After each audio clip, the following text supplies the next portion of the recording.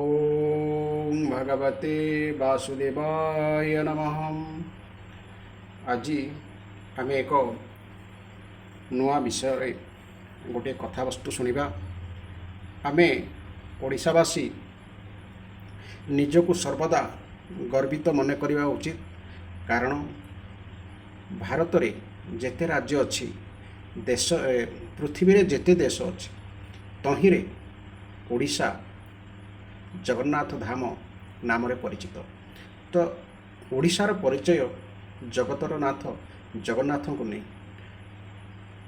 खाली जे जगन्नाथ को दर्शन करी लोके बा भक्त माने कृतार्थ हुंती ताहा नुहे। एमिति कि ओडिशा प्रदेश कौन सी लोक बा मनीषटीए जिते बाहर राज्य रे बाहर देश रे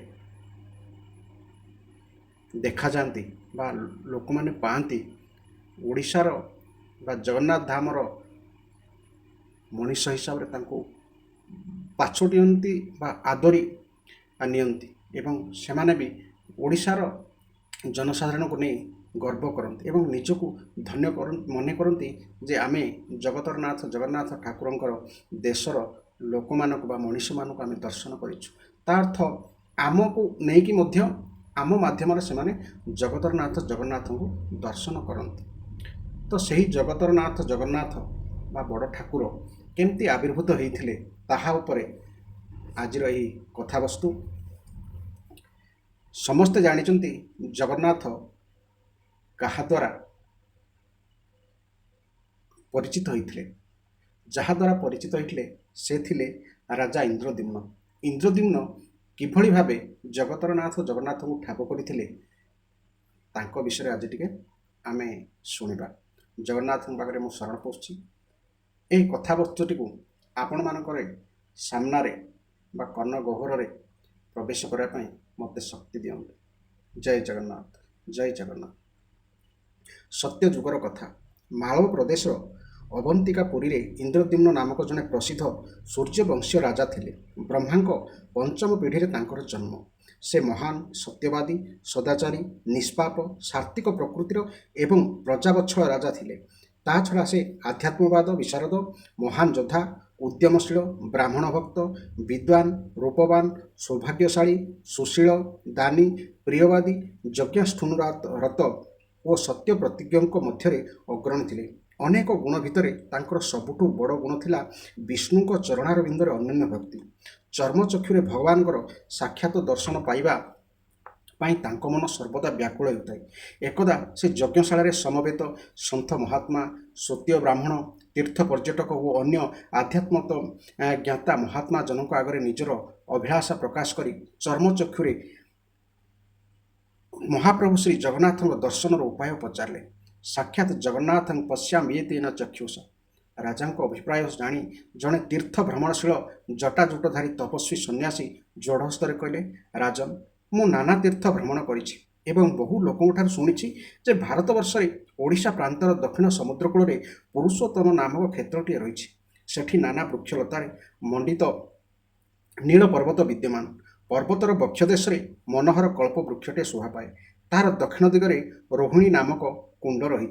कुंडर पूर्व दिगरे नीलकांत मणि निर्मित वसुदेवंकर सुंदर विग्रह विराजमान, जे कि प्रत्यक्ष मुक्तिदाता। नीलगिरीर पश्चिम दिगरे शबर दीपक नामक विश्राम स्थल रही। सेठारु विष्णु मंदिर आड़क अति संकीर्ण रास्ता दे यात्रा करने हुए। सेठारे प्रभु जगन्नाथ साक्षात शंख चक्र गदा पद्म धारण कर विराजमान अछंती। तांको दर्शन मात्रे मुक्ति मिले। उक्त स्थानर महात्म्य विषय में शुणी जे तिर्यक जोनि रे जन्मित गोटे काक पक्षी सही नीलमाधव को दर्शन करी मुक्ति लाभ करथिला। मते देख मु पूर्वर निपट मूर्ख थिली, सही प्रभुंक कृपारु एबे अष्टादश विद्यारे निष्णात होई पारिछि। राजन मोर धन बा भूमि लोड़ा नहीं, केवल ए विषय आपण को अवगत कराइबा पई मु एठाको आसीथिली। एतिकी कही जटाधारी तपस्वी हठात अंतर्हित होईगले। सही जटाजुटधारी सन्यास आउ केही नथिले, स्वयं महाप्रभु जगन्नाथ ही राजा इंद्रद्युम्न को निमित्त करी जगत को शरणागति धर्म शिक्षा देवाई सबु वृत्तांत कहीगले।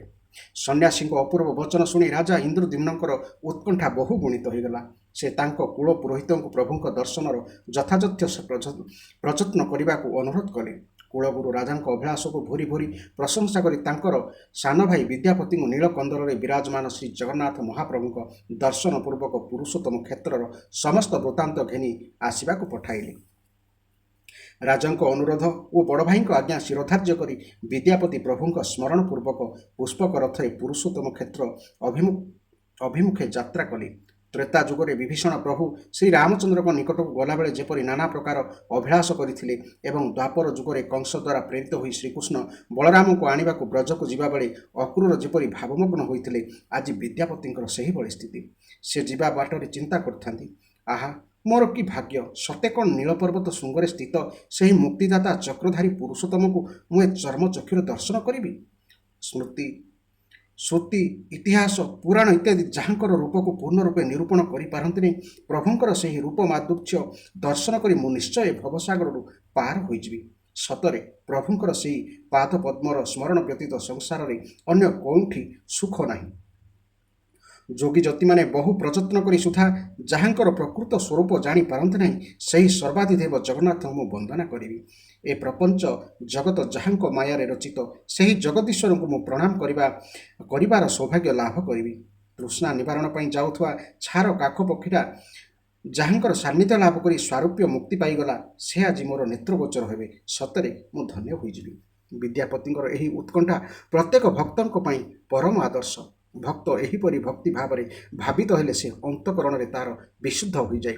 ଏହା ଈଶ୍ୱର ଦର୍ଶନର ଗୋଟିଏ ସହଜ ମାର୍ଗ। ଏତଦ୍ୱାରା ବାହ୍ୟ ଦୃଷ୍ଟିରେ ପ୍ରଭୁଙ୍କର ବିୟୋଗ ଥିଲେ ମଧ୍ୟ ହୃଦୟରେ ମିଳନ ସୁଖ ଅନୁଭବ ହୁଏ। ଏହାକୁ କହନ୍ତି ବିରହରେ ମିଳନ। ବିଦ୍ୟାପତି ଏଭଳି ସ୍ଥିତି ଅନୁଭବ କରି ଯାତ୍ରା କରୁ କରୁ ଉତ୍କଳ ଦେଶରେ ପହଞ୍ଚିଲେ। ସ୍ୱଚ୍ଛ ସଲିଳା ମହାନଦୀରେ ସ୍ନାନ ନିତ୍ୟକର୍ମ ସମାପନ କରି ଏକାମ୍ର କାନନ ବା ଭୁବନେଶ୍ୱର ମାର୍ଗ ଦେଇ ଯିବାବେଳେ ତାଙ୍କୁ ସେଠିକାର ସମସ୍ତ ଜନତା ଶଙ୍ଖ ଚକ୍ର ଗଦା ପଦ୍ମଧାରୀ ଦୃଶ୍ୟ ହେଲେ। ସେ ରଥରୁ ଓହ୍ଲାଇ ସମସ୍ତଙ୍କୁ ସାଷ୍ଟାଙ୍ଗ ପ୍ରଣିପାତ କରି ସୂର୍ଯ୍ୟାସ୍ତ ବେଳକୁ ନୀଳ ପର୍ବତର ପାଦଦେଶରେ ପହଞ୍ଚିଲେ। ସେ ସେଠାରେ ନଭଶ୍ଚୁମ୍ବୀ ନୀଳାଚଳ ଓ ବିଶାଳ ବଟବୃକ୍ଷରେ ସୁଶୋଭିତ ବିଷ୍ଣୁଙ୍କୁ ନିବାସସ୍ଥଳ ଦେଖି ଅତ୍ୟନ୍ତ ପ୍ରସନ୍ନ ହେଲେ। କିନ୍ତୁ ସେଠିକି ଯିବାର ପ୍ରବେଶ ମାର୍ଗ ତାଙ୍କୁ ମିଳିଲା ନାହିଁ। ତାପରେ ସେ ବିଷାଦ ମନରେ ମୌନ ଧାରଣ ପୂର୍ବକ କୁଶାସନ ବିଛାଇ ଶୋଇଗଲେ। ତାଙ୍କର କେବଳ ଗୋଟିଏ ଆଶା ଯେ କୌଣସି ପ୍ରକାରେ ସେ ପ୍ରଭୁଙ୍କୁ ଦର୍ଶନ କରିବେ। କିଛି ସମୟ ପରେ ନୀଳ ପର୍ବତର ପଛପଟୁ ଲୋକେ ଭଗବତ ବିଷୟକ ଦିବ୍ୟ ସତ୍ସଙ୍ଗ ଚର୍ଚ୍ଚା କରୁଥିବା ଶୁଣିବାକୁ ପାଇଲେ। ବିଦ୍ୟାପତି ସେଠିକି ଯାଇ ଦେଖନ୍ତି ତ ଗୋଟିଏ ସୁନ୍ଦର ଶବରପଲ୍ଲୀ ସେଠି, ଯାହା ଉପରେ ଦୃଷ୍ଟି ପଡ଼ିଲା ସମସ୍ତେ ତାଙ୍କୁ ଶଙ୍ଖଚକ୍ରଧାରୀ ଦିଶିଲେ। ବିଦ୍ୟାପତି ସେମାନଙ୍କୁ ଯୋଡ଼ହସ୍ତରେ ପ୍ରଣାମ କଲେ ଏବଂ ସେମାନଙ୍କଠାରୁ ଖରି କଥା ଶୁଣିଲେ। ଏତିକିରେ ବିଶ୍ୱାବସୁ ନାମକ ଜଣେ ବୃଦ୍ଧ ଶବର ଶ୍ରୀହରିଙ୍କ ପୂଜା ସାରି ଛଡ଼ା ଫୁଲ ଚନ୍ଦନ ଧରି ଫେରୁଥିବାର ଦେଖି ସେ ନିଜ ଭାଗ୍ୟକୁ ଭୁରି ଭୁରି ପ୍ରଶଂସା କଲେ ଏବଂ ତାଙ୍କଠାରୁ ଦୁର୍ଲଭ ବିଷ୍ଣୁଙ୍କ କଥା ଶୁଣିବାର ଅଭ୍ୟାସ କଲେ। ବିଶ୍ୱାବସୁ ଶବରଙ୍କର ମଧ୍ୟ ବିଦ୍ୟାପତିଙ୍କ ଉପରେ ଦୃଷ୍ଟି ପଡ଼ିଲା। ସେ ପାଦ୍ୟ, ଆସନ, ଅର୍ଘ୍ୟ ଇତ୍ୟାଦିରେ ନବାଗତ ଅତିଥିଙ୍କୁ ପୂଜା କରି ତାଙ୍କ ପରିଚୟ ଏବଂ ଆସିବାର କାରଣ ଜିଜ୍ଞାସା କରନ୍ତେ ବିଦ୍ୟାପତି ନିଜର ମନ କଥା ପ୍ରକାଶ କଲେ। ବିଶ୍ୱାବସୁଙ୍କ ଆଗରେ ସୃଷ୍ଟି ହେଲା ଧର୍ମ ସଙ୍କଟ। ସେ ନୀଳମାଧବ ଜୀଉଙ୍କୁ ଦର୍ଶନ କରାଇଲେ ରହସ୍ୟ ଖୋଲିଯିବ ଏବଂ ଦର୍ଶନ ନ କରାଇଲେ ବ୍ରାହ୍ମଣ ହୁଏତ ଅଭିଶାପ ଦେଇପାରନ୍ତି। ବ୍ରାହ୍ମଣ ସବୁ ଜାତିର ଗୁରୁ, ପୁଣି ସେ ଅତିଥି। ଏତିକିରେ ହଠାତ୍ ବିଶ୍ୱାବସୁଙ୍କର ପ୍ରାଚୀନ କାଳରୁ ଶୁଣିଥିବା କଥାଟି ମନେ ପଡ଼ିଗଲା ଯେ ଏହି ସ୍ଥାନରେ ନୀଳମାଧବ ଭୂତଳଗାମୀ ହେବେ ଏବଂ ଇନ୍ଦ୍ରଦ୍ୟୁମ୍ନ ରାଜା ପ୍ରଜାମାନଙ୍କ ସହିତ ଏଠାକୁ ଆସି 100ଟି ଅଶ୍ୱମେଧ ଯଜ୍ଞ କରି ବିଷ୍ଣୁଙ୍କୁ 4ଟି ଦାରୁମୂର୍ତ୍ତିରେ ସ୍ଥାପନା କରିବେ। ଏଣିକି ବିଶ୍ୱାବସୁଙ୍କର ସଙ୍କୋଚ ଦୂର ହେଲା। ସେ ବଡ଼ ଆନନ୍ଦରେ ବିଦ୍ୟାପତିଙ୍କୁ ସଙ୍ଗରେ ଧରି ନୀଳମାଧବଙ୍କ ଦର୍ଶନ ଉଦ୍ଦେଶ୍ୟରେ ବାହାରି ପଡ଼ିଲେ। କଣ୍ଟକିତ, ସଂକୀର୍ଣ୍ଣ, ଦୁର୍ଗମ ଓ ଅନ୍ଧାରମୟ ରାସ୍ତାରେ ଯାଇ ଦୁହେଁ ରୋହିଣୀ କୁଣ୍ଡ ନିକଟରେ ପହଞ୍ଚିଗଲେ। ବିଶ୍ୱାବସୁଙ୍କ ନିର୍ଦ୍ଦେଶରେ ରୋହିଣୀ କୁଣ୍ଡ କଳ୍ପାନ୍ତ ସ୍ଥାୟୀ ବଳକବଟ ଏବଂ ନିକୁଞ୍ଜ ଧ୍ୟସ୍ତ ପ୍ରଭୁ ନୀଳ ମାଧବଙ୍କୁ ଦର୍ଶନ କରି ବିପ୍ର ବିଦ୍ୟାପତିଙ୍କର ମନ ପ୍ରାଣ ଏକ ଦିବ୍ୟ ଆନନ୍ଦରେ ଅଭିଭୂତ ହୋଇଉଠିଲା। ସେ ଯୋଡ଼ହସ୍ତରେ ପ୍ରଣତ ହୋଇ ଶ୍ରୀହରିଙ୍କୁ ସ୍ତୁତି କରିବା ସହିତ ପ୍ରଣବ ମନ୍ତ୍ର ବା ଓଁକାର ଜପ କଲେ ଏବଂ ନିଜକୁ କୃତାର୍ଥ ଅନୁଭବ କଲେ। ତାଙ୍କର ଭାବ ସମାଧି ଭଳି ସ୍ଥିତି ହୋଇଗଲା।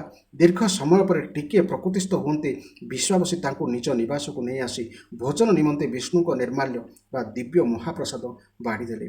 ଶବର କୁଟୀରରେ ପୁଣି ଏଭଳି ଦିବ୍ୟ ପ୍ରସାଦ, ତାହା ପୁଣି ମନୁଷ୍ୟ ତିଆରି ଭଳି ଲାଗୁନାହିଁ। ଆଶ୍ଚର୍ଯ୍ୟରେ ବିଦ୍ୟାପତି ପଚାରି ବୁଝିବାରୁ ବିଶ୍ୱାବସୁ ସବୁ କଥା ଖୋଲି କହିଲେ। ହେ ଦ୍ୱିଜବର, ଏହି ଜଗତପତିଙ୍କ ପୂଜା ନିମନ୍ତେ ଇନ୍ଦ୍ରାଦି ଦେବଗଣ ଏଭଳି ଦିବ୍ୟ ପ୍ରସାଦ ନେଇ ନିତ୍ୟ ଏଠାକୁ ଆସନ୍ତି। ଏବଂ ପୂଜା ଅର୍ଚ୍ଚନା କରି ସ୍ୱର୍ଗକୁ ଫେରିଯାଆନ୍ତି। ବିଷ୍ଣୁଙ୍କ ନିର୍ମାଲ୍ୟର ମହିମା ଦେଖ। ତାହା ସେବନ କରିବାରୁ ମୁଁ ସପରିବାର ରୋଗମୁକ୍ତ ଓ ଜରାମୁକ୍ତ ହୋଇ 10,000 ବର୍ଷ ଆୟୁଷ ଲାଭ କରି ପରମାନନ୍ଦରେ କାଳ ଅତିବାହିତ କରୁଛି। ଏକଥା ଶୁଣି ବିଦ୍ୟାପତିଙ୍କର ବିଶ୍ୱାବସୁଙ୍କ ପ୍ରତି ବିଶେଷ ଶ୍ରଦ୍ଧା ଜାତ ହେଲା। ସେ ତାଙ୍କୁ ସମ୍ମାନ ଜଣାଇ ପ୍ରଭାତରେ ପୁଣି ନୀଳମାଧବଙ୍କୁ ଦର୍ଶନ କରି ଅବନ୍ତୀକୁ ଫେରିଯିବାକୁ ବାହାରିଲେ। ଯିବାବେଳେ ବିଶ୍ୱାସ ତାଙ୍କୁ କହିଲେ, ହେ ସଖା, ଆପଣ ବଡ଼ ଭାଗ୍ୟବାନ ହୋଇଥିବାରୁ ପ୍ରଭୁଙ୍କର ଦର୍ଶନ ପାଇଲେ। ଖୁବ୍ ଶୀଘ୍ର ପ୍ରଭୁ ନୀଳମାଧବ ସ୍ୱର୍ଣ୍ଣ ବାଳୁକାରେ ଆବୃତ ହୋଇଯିବେ। ରାଜା ଇନ୍ଦ୍ରଦ୍ୟୁମ୍ନ ଏଠିକି ଆସିବା ପୂର୍ବରୁ ଏ ଘଟଣା ଘଟିଯିବ। ତେଣୁ ମୋର ଅନୁରୋଧ ଯେ ଏ ପ୍ରସଙ୍ଗ ତୁମେ ତାଙ୍କୁ କହିବ ନାହିଁ। ସେ ଏଠାକୁ ଆସି ମାଧବଙ୍କ ଦର୍ଶନ ନ ପାଇ ପ୍ରୟୋପବେଶନ ବ୍ରତ କଲେ ମାଧବ ଜୀଉ କିପରି ଜଗନ୍ନାଥଙ୍କ ରୂପରେ ପ୍ରକଟ ହେବ ତାହା ସ୍ୱପ୍ନରେ ଜଣାଇବେ।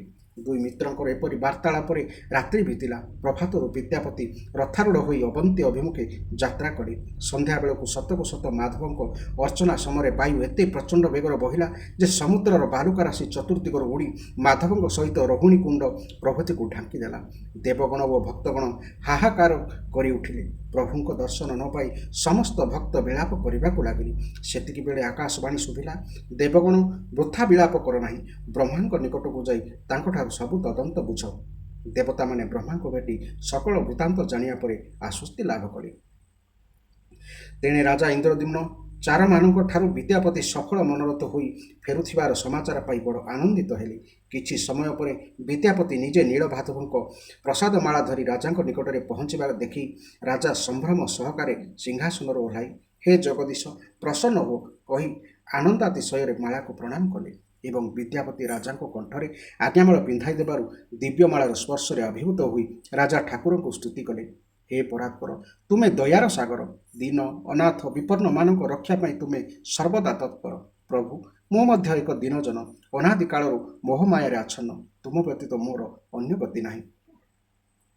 ରାଜା ଇନ୍ଦ୍ରଦ୍ୟୁମ୍ନ ଏହିପରି ନୀଳମାଧବକୁ ବାରମ୍ବାର ସ୍ତୁତି କରିବା ସହିତ ବିଦ୍ୟାପତିଙ୍କ ଠାରୁ ନୀଳାଚଳ ଧାମର ଓ ପ୍ରଭୁଙ୍କ ନୀଳକାନ୍ତ ମଣିର ଶ୍ରୀ ବିଗ୍ରହ ବିଷୟରେ ଶୁଣିବାକୁ ଜିଜ୍ଞାସା କଲେ। ବିଦ୍ୟାପତି ପୁଲକିତ ହୋଇ ବିସ୍ତାର ଭାବେ ସବୁ କଥା ପ୍ରକାଶ କରନ୍ତେ ରାଜା ସେଠାକୁ ଯାଇ ଅଶ୍ୱମେଧ ଯଜ୍ଞ, ବ୍ରତ, ଉପବାସ ଇତ୍ୟାଦି ନିୟମ ଦ୍ୱାରା ଜଗତ୍ ପିତାଙ୍କୁ ସନ୍ତୋଷ କରିବାକୁ ସ୍ଥିର କଲେ। ରାଜାଙ୍କ ନିଷ୍ଠା ଓ ଶ୍ରଦ୍ଧା ଦେଖି ହଠାତ୍ ଆସି ପହଞ୍ଚିଲେ କୌତୁକୀ ଦେବକୀ ନାରଦ। ଦେବର୍ଷିଙ୍କ ଆଗମନ ଭଗବାନଙ୍କ ଦର୍ଶନର ପୂର୍ବ ସୂଚନା ଦେଲାଭଳି ଇନ୍ଦ୍ରଦ୍ୟୁମ୍ନକୁ ଅନୁଭବ ହେଲା। ସେ ପାଦ୍ୟ, ଅର୍ଘ୍ୟ ଇତ୍ୟାଦିରେ ନାରଦଙ୍କୁ ପୂଜା କରି ସୁନ୍ଦର ସିଂହାସନରେ ବସାଇଲେ ଏବଂ ବିନୟ ସହକାରେ ପଚାରିଲେ, ଭଗବାନ, ଆଜି ଆପଣଙ୍କ ପଦାର୍ପଣରୁ ମୋର ଗୃହ ଓ କୂଳ ପବିତ୍ର ହୋଇଗଲା। ଆପଣଙ୍କ ଦର୍ଶନ ପାଇ ଏ ସେବକ କୃତାର୍ଥ ହୋଇଗଲା। ମୁଁ ଆପଣଙ୍କର କି ସେବା କରିବି? ଆଜ୍ଞା ଦେଇ ମୋତେ ଅନୁଗୃହୀତ କରନ୍ତୁ। ଦେବର୍ଷି ତ ଅନ୍ତର୍ଦ୍ଦଷ୍ଟା ରାଜାଙ୍କ ବିନୟପୂର୍ଣ୍ଣ ବଚନ ଶୁଣି ସ୍ମିତ ହାସ୍ୟରେ କହିଲେ, ନୃପଶ୍ରେଷ୍ଠ, ମୁଁ ଶୁଣୁଛି ତୁମେ କୁଆଡ଼େ ଭଗବାନ ଶ୍ରୀହରିଙ୍କ ଦର୍ଶନ କରିବା ମାନସରେ ନୀଳାଚଳ ଯିବାକୁ ସ୍ଥିର କରିଛ। ଖୁବ୍ ସୁନ୍ଦର ନିର୍ଣ୍ଣୟ। ଏ ସଂସାରଟା କଣ୍ଟା ଖୁଞ୍ଚପୂର୍ଣ୍ଣ ଭୟଙ୍କର ଅରଣ୍ୟ ପରି। ଏଠି ପ୍ରତି ପଦକ୍ଷେପରେ ଦୁଃଖ। ଏଠାରେ ଭ୍ରମୀ ହେଉଥିବା ଲୋକଙ୍କ ପାଇଁ କେବଳ ଭଗବାନ ବିଷ୍ଣୁଙ୍କ ଭକ୍ତ ହିଁ ସୁଖପ୍ରଦ ଆଶ୍ରୟ ବୋଲି ଜାଣ। ବିଷ୍ଣୁ ଭକ୍ତି ପ୍ରଭାବରେ ମନୁଷ୍ୟର ବଡ଼ ବଡ଼ ପାପ ମଧ୍ୟ ଭସ୍ମ ହୋଇଯାଏ। ପ୍ରୟାଗ, ଗଙ୍ଗା ପ୍ରଭୃତି ତୀର୍ଥ, କଠୋର ତପସ୍ୟା, ଅଶ୍ୱମେଧ ଯଜ୍ଞ, ବଡ଼ ବଡ଼ ଦାନ, ବ୍ରତ, ଉପବାସ ଓ ନିୟମ ପ୍ରଭୃତିକୁ ହଜାର ହଜାର ଥର କରି ସେସବୁର ପୁଣ୍ୟଫଳକୁ କୋଟି ଗୁଣ କଲେ ବି ତାହା ବିଷ୍ଣୁ ଭକ୍ତିର 1000 ଅଂଶର 1 ଅଂଶ ସହିତ ସମତୁଲ ହୋଇପାରିବ ନାହିଁ। ପୁଣି ରାଜାଙ୍କ ଇନ୍ଦ୍ରଦ୍ୟୁମ୍ନଙ୍କ ଜିଜ୍ଞାସା କ୍ରମେ ଦେବର୍ଷି ନାରଦ ଭକ୍ତିର ସ୍ୱରୂପ ବର୍ଣ୍ଣନା କରି କହିଲେ, ରାଜନ, ଏବେ ସାବଧାନ ହୋଇ ଶୁଣ। ଗୁଣଭେଦରେ ଭକ୍ତି 3 ପ୍ରକାର, ସାତ୍ୱିକୀ, ରାଜସୀ ଓ ତାମସୀ। ଚତୁର୍ଥ ଭକ୍ତି ହେଉଛି ନିର୍ଗୁଣା ଭକ୍ତି। ଯେଉଁ ଲୋକେ କାମ ଓ କ୍ରୋଧର ବଶବର୍ତ୍ତୀ ହୋଇ ରହନ୍ତି ଓ ଦୃଶ୍ୟମାନ ସ୍ଥୂଳ ଜଗତ ବ୍ୟତୀତ ପରଲୋକ ଇତ୍ୟାଦି ପ୍ରତି ଯାହାଙ୍କର ଦୃଷ୍ଟି ଯାଏ ନାହିଁ, ସେଭଳି ଲୋକେ ନିଜର ଲାଭ ଓ ଅନ୍ୟର କ୍ଷତି ହେଉ ବୋଲି ଭାବନା ରଖି ଭଜନ ଆଉ ଭକ୍ତି କରନ୍ତି। ଏପରି ଭକ୍ତି ତାମସୀ ଅଟେ। ଅଧିକାଧିକ ଯଶ ପାଇବା ଇଚ୍ଛା ଅଥବା ପ୍ରତିସ୍ପର୍ଦ୍ଧା ଭାବନାରେ ତଥା ପ୍ରସଙ୍ଗବଶତଃ ପରଲୋକରେ ସୁଖ ପାଇବା ମାନସରେ ଯେଉଁ ଭକ୍ତି କରାଯାଏ ତାହା ରାଜସୀ ଭକ୍ତି। ପାରଲୌକିକ ଉନ୍ନତିକୁ ସ୍ଥାୟୀ ମନେକରି ଏବଂ ଐହିକ ପଦାର୍ଥକୁ ନଶ୍ୱର ଭାବି ଯେଉଁମାନେ ବର୍ଣ୍ଣାଶ୍ରମ ଧର୍ମ ପାଳନ ପୂର୍ବକ ଆତ୍ମଜ୍ଞାନ ପାଇଁ ଭକ୍ତି କରନ୍ତି ତାହା ସାତ୍ୱିକ ଅଟେ। ଦୃଶ୍ୟମାନ ସମଗ୍ର ଜଗତ ଜଗନ୍ନାଥଙ୍କ ସ୍ୱରୂପ। ତାଙ୍କ ବ୍ୟତୀତ ଏହାର ଅନ୍ୟ କୌଣସି କାରଣ ନାହିଁ। ମୁଁ ଭଗବାନଙ୍କ ଠାରୁ ଭିନ୍ନ ନୁହେଁ କି ମୋ ଠାରୁ ସେ ଭିନ୍ନ ନୁହନ୍ତି। ଏହି ଭାବନାରେ ତଥା ଭେଦଭାବ ସୃଷ୍ଟି କରୁଥିବା ବାହ୍ୟ ଉପାଧିଗୁଡ଼ିକୁ ତ୍ୟାଗ କରି ପ୍ରେମ ସହକାରେ ଭଗବାନଙ୍କ ସ୍ୱରୂପ ଚିନ୍ତନ କରିବା ହେଉଛି ଅଦ୍ୱୈତ ବା ନିର୍ଗୁଣା ଭକ୍ତି, ଯାହାକି ମୁକ୍ତିର ପ୍ରତ୍ୟକ୍ଷ ସାଧନ। ଏହା ଅତ୍ୟନ୍ତ ଦୁର୍ଲଭ। ଏବେ ବିଷ୍ଣୁ ଭକ୍ତଙ୍କର ଲକ୍ଷଣ କହୁଛି ଶୁଣ। ଯାହାଙ୍କର ଚିତ୍ତ ପ୍ରତି ପ୍ରଶାନ୍ତ, ସମସ୍ତଙ୍କ ପ୍ରତି ଯାହାଙ୍କର କୋମଳ ଭାବନା ଥାଏ, ଯେ ଜିତେନ୍ଦ୍ରିୟ ତଥା କାୟ ମନ ବାକ୍ୟରେ କାହାରି ଦ୍ରୋହ କରନ୍ତି ନାହିଁ, ଯିଏ ଦୟାଳୁ ସ୍ୱଭାବର, ଚୋରି ହିଂସା ଇତ୍ୟାଦିରୁ ଯେ ସର୍ବଦା ଦୂରେଇ ରହନ୍ତି, ସଦ୍ଗୁଣ ଧାରଣ କରନ୍ତି ତଥା ଅନ୍ୟମାନଙ୍କ ହିତ ସାଧନ କରନ୍ତି, ସଦାଚାର ପ୍ରଭାବରେ ଯାହାଙ୍କର ଜୀବନ ଉଜ୍ଜ୍ୱଳ ବା ନିଷ୍କଳଙ୍କ, ସେ ଅନ୍ୟମାନଙ୍କ ଉନ୍ନତିକୁ ନିଜର ଉନ୍ନତି ମନେ କରନ୍ତି, ସକଳ ପ୍ରାଣୀଙ୍କ ଭିତରେ ଭଗବାନ ବସୁଦେବଙ୍କୁ ଦର୍ଶନ କରି କାହା ପ୍ରତି ଈର୍ଷା ଦ୍ୱେଷ କରନ୍ତି ନାହିଁ, ଦୀନ ଦୁଃଖୀଙ୍କ ପ୍ରତି ସର୍ବଦା ଦୟା କରନ୍ତି, ସେ ହେଉଛନ୍ତି ପ୍ରକୃତ ବିଷ୍ଣୁ ଭକ୍ତ। ଅର୍ଥାତ୍ ପାର୍ଥକ୍ୟଂ ନ ଚ ପାର୍ଥକ୍ୟଂ ସମଷ୍ଟି ବ୍ୟୁଷ୍ଟି ରୂପିଣଃ ଜଗନ୍ନାଥ ତବାସ୍ମିତି ଦାସୋସ୍ତଂ ଚାସି ନୋ ପୃଥକ୍। ଦେବର୍ଷି ନାରଦଙ୍କ ଉପଦେଶ ଶୁଣି ରାଜା ଇନ୍ଦ୍ରଦ୍ୟୁମ୍ନ ଆନନ୍ଦରେ କହିଲେ, ଭଗବାନ, ଆପଣଙ୍କ ସାନ୍ନିଧ୍ୟ ଓ ସଦୁପଦେଶ ମାଧ୍ୟମରେ ମୋର ଅଜ୍ଞାନ ଜନିତ ଅନ୍ଧକାର ନଷ୍ଟ ହୋଇଗଲା। ଏବେ ମୋ ମନ ପ୍ରଭୁ ଶ୍ରୀ ନୀଳମାଧବଙ୍କ ଦର୍ଶନ ପାଇଁ ବଡ଼ ଉତ୍ସୁକ ଓ ବ୍ୟାକୁଳ ହେଉଛି। ତେଣୁ ଚାଲନ୍ତୁ ଆମେ ଦୁହେଁ ରଥରେ ଚଢ଼ି ନୀଳାଚଳ ଯିବା ଏବଂ ପ୍ରଭୁଙ୍କ ଦର୍ଶନ କରି ନେତ୍ର ଧନ୍ୟ କରିବା। ଦେବର୍ଷି ତଥାସ୍ତୁ କହି ସହର୍ଷ ସହମତି ପ୍ରକାଶ କରନ୍ତେ ରାଜା ଇନ୍ଦ୍ରଦ୍ୟୁମ୍ନ ଯାତ୍ରାର ସମସ୍ତ ମାଙ୍ଗଳିକ ପ୍ରସ୍ତୁତି କରିବା ସହିତ ନଗରରେ ଘୋଷଣା କରାଇଲେ ଯେ ସମସ୍ତେ ପ୍ରଭୁଙ୍କ ଦର୍ଶନ କରି ନେତ୍ର ସଫଳ କରନ୍ତୁ ଏବଂ ସେଠାରେ ବାସ କରି ଆନନ୍ଦରେ ଜୀବନଯାପନ କରନ୍ତୁ। ପ୍ରଭାତ କାଳରେ ଯାତ୍ରାର ପ୍ରସ୍ତୁତି ଆରମ୍ଭ ହେଲା। ଭଗବାନ ବିଷ୍ଣୁ ମଙ୍ଗଳମୟ, ତାଙ୍କୁ ସ୍ମରଣ କରେ ସକଳ ପାପ ଖଣ୍ଡନ ହୁଏ। ତେଣୁ ରାଜା ଇନ୍ଦ୍ରଦ୍ୟୁମ୍ନ ନାନା ପ୍ରକାର ରାଜକୀୟ ଆଭୂଷଣ ପରିଧାନ ପୂର୍ବକ ମନ୍ଦିରରେ ଭଗବାନ ବିଷ୍ଣୁଙ୍କୁ ଦର୍ଶନ କରି ଦେବର୍ଷିଙ୍କ ସହିତ ରଥରେ ବସିଲେ। ପ୍ରଜାମାନେ ମଧ୍ୟ ଧର୍ମାତ୍ମା ରାଜାଙ୍କ ପଛେ ପଛେ ଗଲେ। ବଡ଼ ଆଶ୍ଚର୍ଯ୍ୟ କଥା ଯେ ଭକ୍ତ ତ ଅକିଞ୍ଚନ ଭାବରେ ଭଗବାନଙ୍କର ନିକଟକୁ ଯାଏ, ପୁଣି ରାଜା କାହିଁକି ଆଡ଼ମ୍ବରପୂର୍ଣ୍ଣ ରାଜକୀୟ ବସ୍ତ୍ରାଭୂଷଣ ଧାରଣ କଲେ? ଏହା ପଛରେ ଗୋଟିଏ ବିଶେଷ କାରଣ ରହିଛି। ରାଜାଙ୍କର ଏଭଳି ବ୍ୟବହାର ତାଙ୍କ ରାଗାନୁରଗା ପ୍ରେମ ଭକ୍ତିର ସୂଚକ। ପତିବ୍ରତା ନାରୀ ଯେପରି ସ୍ୱାମୀଙ୍କ ସୁଖ ପାଇଁ ନିଜକୁ ସଜାଇଥାଏ, ବ୍ରଜ ଗୋପୀମାନେ ଯେପରି ଶ୍ରୀକୃଷ୍ଣଙ୍କ ସେବା କଲାବେଳେ ନିଜ ଦେହକୁ ମାର୍ଜନ ଭୂଷଣ କରିଥାନ୍ତି, ସେହିପରି ରାଜା ପ୍ରଭୁଙ୍କୁ ସୁଖ ଦେବା ନିମନ୍ତେ ନିଜକୁ ମଣ୍ଡଣି କଲେ। ଚୈତନ୍ୟ ଚରିତାମୃତରେ ଖୁବ୍ ସୁନ୍ଦର କଥାଟି କୁହାଯାଇଛି, ଏହି ଦେହ କହି ଆମେ କୃଷ୍ଣ ସମର୍ପଣମ୍, ତାର ଧନ ଏଇ ତାର ସମ୍ଭବ ସାଧନ, ଏ ଦେହ ଦର୍ଶନ ସ୍ପର୍ଶେ କୃଷ୍ଣେର ସନ୍ତୋଷଣମ୍, ଏଇ ଲାଗି କରେନ୍ ଦେହେର ମାର୍ଜନ ଭୂଷଣ। ରାଜା ଇନ୍ଦ୍ରଦ୍ୟୁମ୍ନଙ୍କ ପାଇଁ ଏ ଯାତ୍ରା କେବଳ ଆମୋଦ ପ୍ରମୋଦର ଯାତ୍ରା ନଥିଲା, ବରଂ ଏହା ଥିଲା ଭଗବାନଙ୍କୁ ପାଇବାର ସାଧନ। ତେଣୁ ସେ ପ୍ରଜାଗଣଙ୍କ ସଙ୍ଗରେ ଜନବହୁଳ ରାଜମାର୍ଗରେ ନ ଯାଇ ଦୁର୍ଗମ ଅରଣ୍ୟ ପଥରେ ଯାତ୍ରା କଲେ। ଯିବା ବାଟରେ ଅରଣ୍ୟ ଭିତରେ ଉତ୍କଳର ସୀମାରେ ମୁଣ୍ଡମାଳା ବିଭୂତା ଚର୍ଚ୍ଚିକା ଦେବୀଙ୍କୁ ଦର୍ଶନ କରି କ୍ଷଣି ରଥରୁ ଓହ୍ଲାଇ ଦେବର୍ଷିଙ୍କ ଆଜ୍ଞାରେ ତାଙ୍କୁ ସାଷ୍ଟାଙ୍ଗ ପ୍ରଣିପାତ ଓ ସ୍ତୁତି କଲେ। ସେଠାରୁ କିଛି ଦୂର ଯିବା ପରେ ଚିତ୍ରୋତ୍ପଳା ନଦୀ କୂଳରେ ଅବସ୍ଥାନ କରି ଅପରାହ୍ନ କୃତ୍ୟ ସାରି ପ୍ରତିଦିନ ଭଳି ସନ୍ଧ୍ୟା ସମୟରେ ଭଗବାନଙ୍କ ଚରିତ ଶୁଣିବା ପାଇଁ ଦେବର୍ଷିଙ୍କୁ ବିନୟ ସହକାରେ ପ୍ରାର୍ଥନା କଲେ। ଦେବର୍ଷି ନାରଦ ପ୍ରଭୁଙ୍କ ଲୀଳାଗୁଣ ବଖାଣ କରୁଥାନ୍ତି। ଇତିମଧ୍ୟରେ ଦୁଇ ଦ୍ୱାରପାଳ ଆସି ପାତ୍ରମନ୍ତ୍ରୀଙ୍କ ସହ ଉତ୍କଳ ରାଜାଙ୍କ ଆଗମନର ସୂଚନା ଦେଲେ। ଉତ୍କଳ ନାମ ଶୁଣିବା କ୍ଷଣି ଇନ୍ଦ୍ରଦ୍ୟୁମ୍ନ ସମ୍ଭ୍ରମରେ ଯାଇ ଉତ୍କଳାଧିପତି ପାଛୋଟି ଆଣିଲେ ଏବଂ ତାଙ୍କର କୁଶଳ ଜିଜ୍ଞାସା କଲେ। ଉତ୍କଳ ରାଜା ଦୁଃଖ ପ୍ରକାଶ କରି କହିଲେ, ନୃପବର, ମୋର ଅନ୍ୟ ସବୁ କୁଶଳ ହୋଇଥିଲେ ସୁଦ୍ଧା ସମୁଦ୍ର ତଟବର୍ତ୍ତୀ ନୀଳାଚଳ ପର୍ବତଟି ସମ୍ପ୍ରତି ବାଲୁକା ରାଶିରେ ଢାଙ୍କି ହୋଇଯିବା କାରଣରୁ ମୋର ଏ ରାଜ୍ୟରେ ଦୁର୍ଭିକ୍ଷ ପଡ଼ିଛି। ଲୋକେ ନରକ ଯନ୍ତ୍ରଣା ଭୋଗୁଛନ୍ତି। ଏଭଳି ସମୟରେ ଆପଣଙ୍କର ଆଗମନ ଆମ୍ଭମାନଙ୍କ ପକ୍ଷେ ଶୁଭଦ ଓ ସୁଖଦ ମନେ ହୁଏ। ଏଭଳି ଦୁଃଖଦ ସମାଚାର ଶୁଣିବା କ୍ଷଣି ରାଜା ଇନ୍ଦ୍ରଦ୍ୟୁମ୍ନ ତାଙ୍କ ଆଗମନ ବ୍ୟର୍ଥ ହେଲା ଭାବି ଗଭୀର ଦୁଃଖ ପ୍ରକାଶ କଲେ।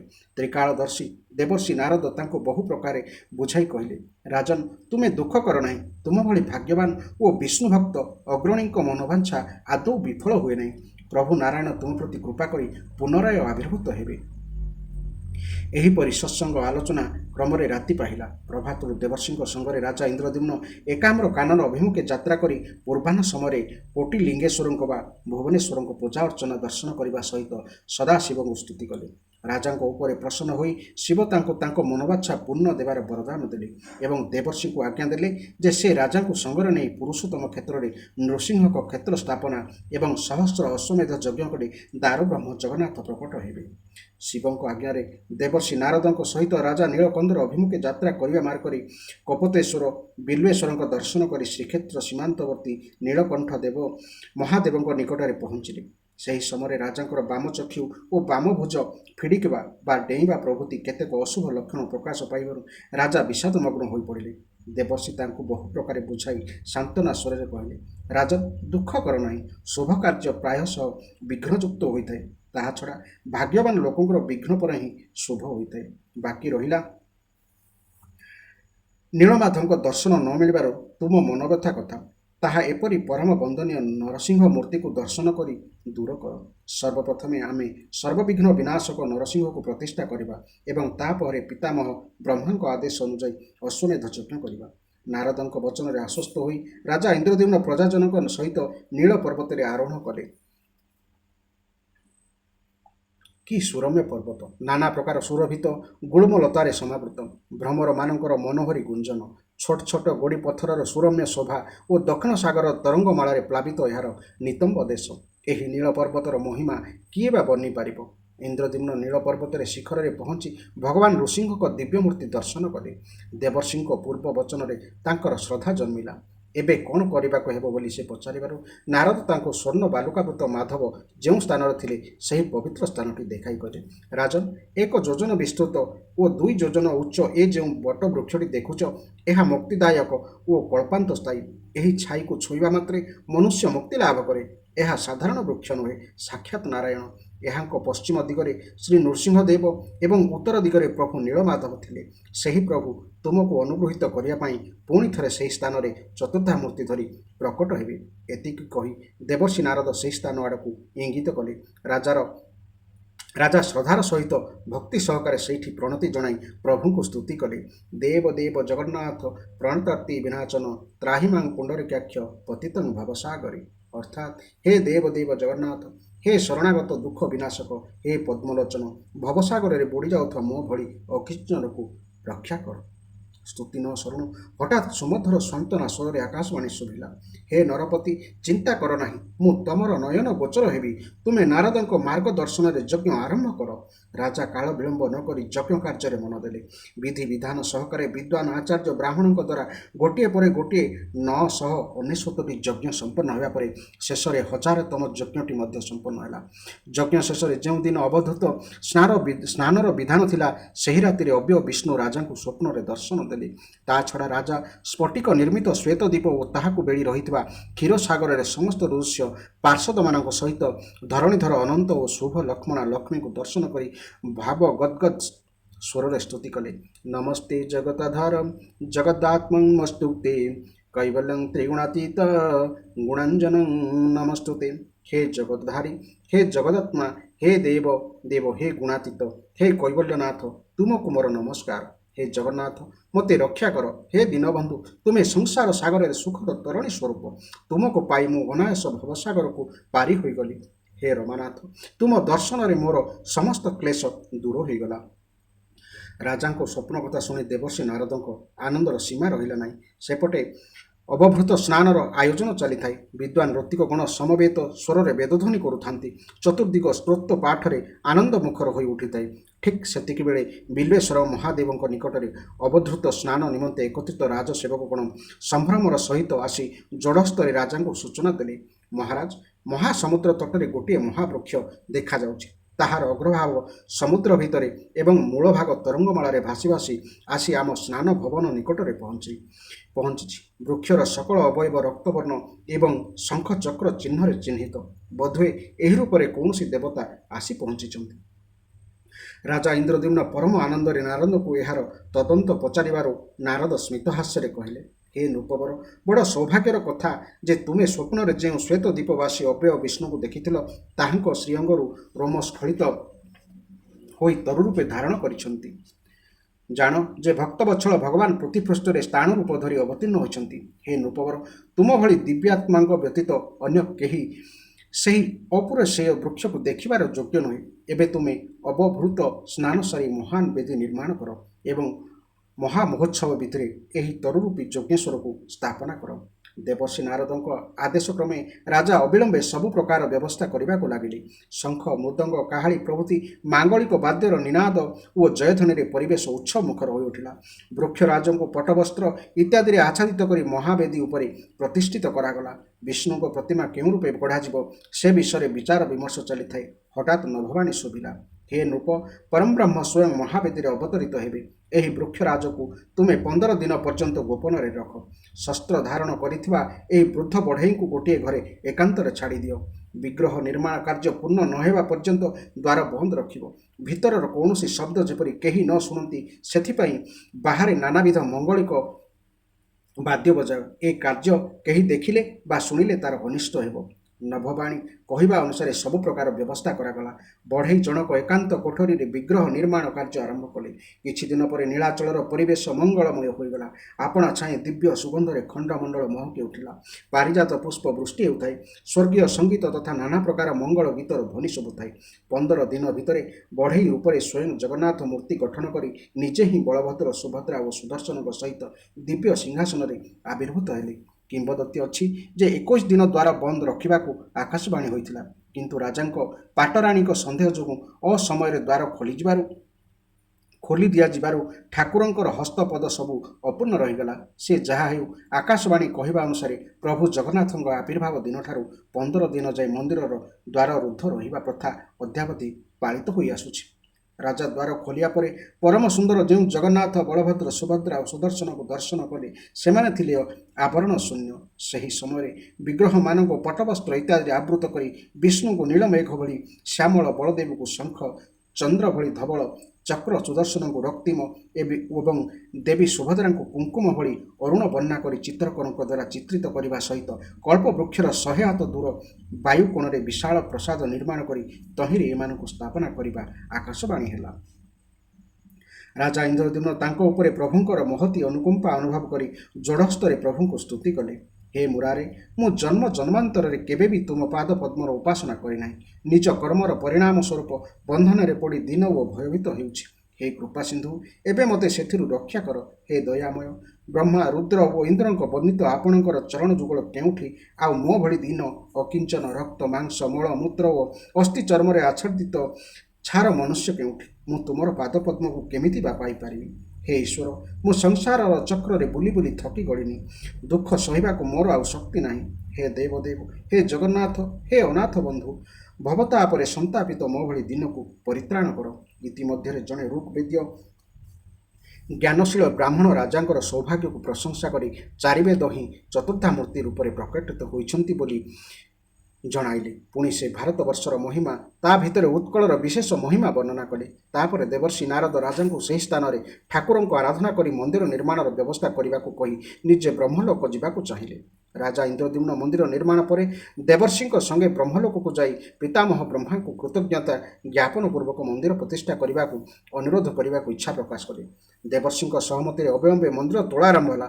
ପରିଶେଷରେ ଇନ୍ଦ୍ରଦ୍ୟୁମ୍ନ ଶିଳ୍ପଶାସ୍ତ୍ର ଅନୁସାରେ ସବିଧାନ ମନ୍ଦିରର ଶୋଭା ଓ ସୁରକ୍ଷାର ସବୁ ବ୍ୟବସ୍ଥା କରି ପ୍ରଭୁଙ୍କୁ ପ୍ରଦକ୍ଷିଣା ଓ ପ୍ରଣାମ ପୂର୍ବକ ଅନୁମତି ମାଗି ଦେବର୍ଷିଙ୍କ ସଙ୍ଗେ ବେଗଗାମୀ ପୁଷ୍ପକ ରଥରେ ବ୍ରହ୍ମଲୋକ ଯାତ୍ରା କଲେ। ସେଠାରେ ପିତାମହ ବ୍ରହ୍ମାଙ୍କୁ ସମସ୍ତ ବୃତ୍ତାନ୍ତ ଶୁଣାଇ ମନ୍ଦିର ପ୍ରତିଷ୍ଠା ପାଇଁ ଅନୁରୋଧ କଲେ। ପିତାମହ ସହର୍ଷ ସହମତି ପ୍ରକାଶ କରି ସେଠାରେ ଉପସ୍ଥିତ ଦେବତାମାନଙ୍କୁ ଆଗୁଆ ଯାଇ ଇନ୍ଦ୍ରଦ୍ୟୁମ୍ନଙ୍କୁ ପ୍ରତିଷ୍ଠା ମହୋତ୍ସବରେ ସବୁ ପ୍ରକାର ସାହାଯ୍ୟ କରିବା ପାଇଁ ଆଜ୍ଞା ଦେଲେ। ରାଜା ଇନ୍ଦ୍ରଦ୍ୟୁମ୍ନଙ୍କ ଆନନ୍ଦର ସୀମା ନଥାଏ। ସେ ସଫଳ ମନା ହୋଇ ଦେବଗଣଙ୍କ ସଙ୍ଗେ ଭୂଲୋକକୁ ଫେରିଆସି ପ୍ରଭୁ ଶ୍ରୀ ଜଗନ୍ନାଥଙ୍କୁ ଦଣ୍ଡବତ ପ୍ରଣାମ ଜଣାଇ ଗଦ୍ଗଦ୍ ବାଣୀରେ ସ୍ତୁତି କଲେ। ସେହି ସମୟରେ ବୀଣାଧାରୀ ଦେବର୍ଷିଙ୍କ ଆଗମନ ହେଲା। ଦେଖୁ ଦେଖୁ ଶ୍ରୀମନ୍ଦିର ପ୍ରତିଷ୍ଠାର ସବୁ ବ୍ୟବସ୍ଥା ଉତ୍ସାହର ସହିତ ସମ୍ପନ୍ନ ହେଲା। ତାପରେ ଧରାପୃଷ୍ଠକୁ ଅବତରଣ କଲେ ପଦ୍ମଜନୀ ପିତାମହ ବ୍ରହ୍ମା। ବଡ଼ ଅଦ୍ଭୁତ ଶୋଭା ତାଙ୍କର। ସ୍ୱର୍ଣ୍ଣହଂସର ବାହନ, 10 ଦିଗପାଳ ଆଲଟ ଚାମର ଢାଳୁଥାନ୍ତି। ଚତୁର୍ଦିଗରୁ ଝରୁଥିବା ଗଙ୍ଗା ଓ ଯମୁନାର ପବିତ୍ର ଜଳରାଶିରେ ତାଙ୍କର ସର୍ବାଙ୍ଗ ଅଭିଷିକ୍ତ। ବ୍ରହ୍ମର୍ଷି ବୃନ୍ଦ ବୈଦିକ ମନ୍ତ୍ରରେ ତାଙ୍କୁ ସ୍ତୁତି କରୁଥାନ୍ତି। ରାଜା ଇନ୍ଦ୍ରଦ୍ୟୁମ୍ନ ଅତିଶୟ ଆନନ୍ଦରେ ପିତାମହଙ୍କ ପାଦପଦ୍ମରେ ସାଷ୍ଟାଙ୍ଗ ପ୍ରଣିପାତ ଜଣାଇ କୃତାର୍ଥତା ପୂର୍ବକ ଆନନ୍ଦରେ ମଜିଗଲେ। ପିତାମହ ସମସ୍ତଙ୍କ ଉପରେ କରୁଣା ଦୃଷ୍ଟି ଢାଳି ରାଜାଙ୍କର ଭୁରି ଭୁରି ପ୍ରଶଂସା କଲେ ଏବଂ ମହାପ୍ରଭୁ ଜଗନ୍ନାଥଙ୍କୁ ଗଦ୍ଗଦ୍ କଣ୍ଠରେ ସ୍ତୁତି କଲେ। ତଦନନ୍ତର ପ୍ରତିଷ୍ଠା କାର୍ଯ୍ୟ ଆରମ୍ଭ ହେଲା। ରାଜା ଇନ୍ଦ୍ରଦ୍ୟୁମ୍ନ ସକଳ ସାମଗ୍ରୀ ବେଦଜ୍ଞ ବ୍ରାହ୍ମଣଙ୍କୁ ଯୋଗାଇ ଦେଲେ। ଋଷି ଭରଦ୍ୱାଜ ଜଗନ୍ନାଥଙ୍କ ଦାରୁମୟ କଳେବରକୁ ଏବଂ ମହାଧ୍ୱଜ ସୁଶୋଭିତ ମନୋହର ମନ୍ଦିରକୁ ପ୍ରତିଷ୍ଠା କରିସାରି ବିଗ୍ରହର ଜୀବନ୍ୟାସ ପ୍ରାଣ ପ୍ରତିଷ୍ଠା ନିମନ୍ତେ ପିତାମହଙ୍କୁ ନିବେଦନ କଲେ। କିନ୍ତୁ ପିତାମହ ବ୍ରହ୍ମା ସ୍ୱୟଂ ଭଗବାନ ନାରାୟଣଙ୍କ ସ୍ୱକୀୟ ଲୀଳା ଶକ୍ତିରେ ଶଙ୍ଖ, ଚକ୍ର ଆଦି ଚିହ୍ନିତ ବୃକ୍ଷରାଜଙ୍କ ରୂପରେ ଜୀବ କଲ୍ୟାଣ ନିମନ୍ତେ ଅବତୀର୍ଣ୍ଣ ହୋଇଛନ୍ତି। ଏଭଳି ସ୍ୱୟଂ ପ୍ରକାଶ ଦାରୁରେ ଜୀବନ୍ୟାସ ଅବିଧେୟ ବୋଲି କହି କେବଳ ସ୍ୱସ୍ତି ବାଚନ କଲେ। ମାତ୍ର ଇନ୍ଦ୍ରଦ୍ୟୁମ୍ନ ପ୍ରଭୃତି ଭକ୍ତମାନଙ୍କ ସନ୍ତୋଷ ନିମନ୍ତେ ବ୍ରହ୍ମା ମହାନୃସ୍ୟ ମନ୍ତ୍ର ଜପିବା ମାତ୍ରେ ଦାରୁବ୍ରହ୍ମ ଭୟାନକ ନୃସିଂହ ରୂପରେ ପ୍ରକଟ ହେଲେ। ତେଣୁ ନରସିଂହଙ୍କ ଆକୃତି ହିଁ ଭଗବାନଙ୍କର ଆଦ୍ୟ ମୂର୍ତ୍ତି। ଶାନ୍ତ ମୂର୍ତ୍ତି ପ୍ରଭୁ ଏଭଳି ଭୟଙ୍କର ରୂପ ଧାରଣ କରିବାର କାରଣ କ'ଣ ବୋଲି ଦେବର୍ଷି ପଚାରିବାରୁ ବ୍ରହ୍ମା କହିଲେ, ଦାରୁବ୍ରହ୍ମଙ୍କୁ କେହି କାଳେ ଅବଜ୍ଞା କରିବେ, ସେଥିପାଇଁ ମୁଁ ନୃସିଂହ ମନ୍ତ୍ର ଜପି ନୃସିଂହକୁ ପ୍ରକଟ କରିଥିଲି। ତାପରେ ନରସିଂହ ମୂର୍ତ୍ତି ଶାନ୍ତ ହୋଇ ହସ ହସ ବଦନ ଓ ଅମୃତ ବର୍ଷିଣୀ ଦୃଷ୍ଟିରେ ଭକ୍ତଜନଙ୍କୁ ଆପ୍ୟାୟିତ କରି ଇନ୍ଦ୍ରଦ୍ୟୁମ୍ନଙ୍କ ନିଜ ପକ୍ଷରୁ ଅଚଳା ଭକ୍ତିର ବର ଦେବା ସହିତ ନିତ୍ୟ ଶ୍ରୀମନ୍ଦିରରେ ନିବାସ କରିବାକୁ କଥା ଦେଇ ଆଉ କିଛି ମାଗିବାକୁ କହିଲେ। କିନ୍ତୁ ରାଜା ପୂର୍ଣ୍ଣ ନିଷ୍କାମ ଥିବାରୁ କିଛି ମାଗିବାକୁ ଇଚ୍ଛା ନଥିଲେ ସୁଦ୍ଧା ପ୍ରଭୁଙ୍କ ବଚନ ଲଙ୍ଘନ ହେବା ଭୟରେ ପ୍ରଭୁଙ୍କୁ ସଦୁର୍ଲଭ ପରମପଦ ପ୍ରାପ୍ତିର ବରଦାନ ମାଗି ପରମଧାମ ଗମନ କଲେ। ଏହି ଥିଲା ରାଜା ଇନ୍ଦ୍ରଦ୍ୟୁମ୍ନଙ୍କ କଥା ବା ଆମ ବଡ଼ ଠାକୁର ଜଗନ୍ନାଥଙ୍କର ଲୀଳାର ଆଦ୍ୟ କଥା। ଏଭଳି କଥା ଶୁଣି ଆପଣମାନେ ନିଶ୍ଚିତ ପରମ ସୌଭାଗ୍ୟ ଲାଭ କରିବେ। ଜଗନ୍ନାଥ ଆପଣଙ୍କୁ ଆପଣଙ୍କ ସପରିବାରକୁ ଆଶୀର୍ବାଦ ଦିଅନ୍ତୁ। ଏହି କାମନା ନେଇ ଆଜିର କଥାବସ୍ତୁର ଅନ୍ତ ଘଟିଛି। ଜୟ ଜଗନ୍ନାଥ, ଜୟ ଜଗନ୍ନାଥ, ଜୟ ଜଗନ୍ନାଥ।